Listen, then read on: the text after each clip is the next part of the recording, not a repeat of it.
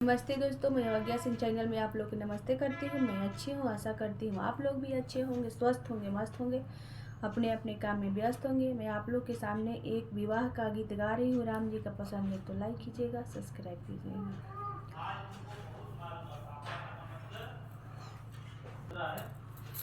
राम जी के दुआरा कदमिया के गंजिया हो, झुरु झुरु बहेला बेयार,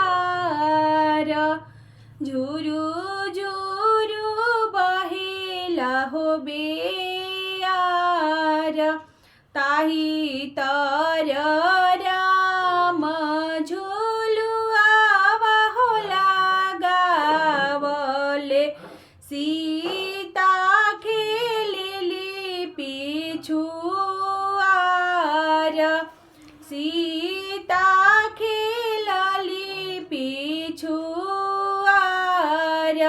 सांझही बेरिया जब सीता घरे आइली हो, आमा चौकठिए धइले खाड़, आमा चौकठिए धइले खाड़।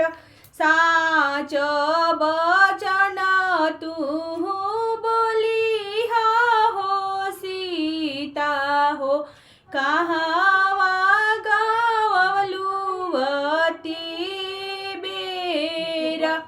साच बचन तुहु बोलिहा हो सीता हो, कहावा गवलुवती बेरा। राम जी के दुआरा हो कदमिया के गछिया हो, झुरु